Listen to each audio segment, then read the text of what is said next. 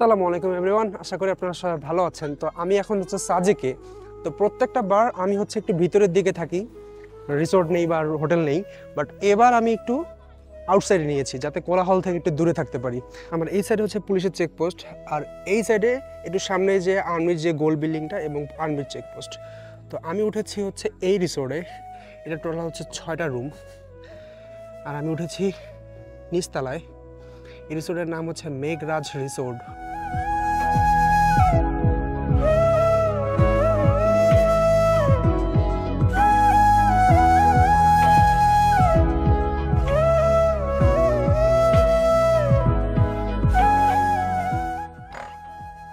খেলা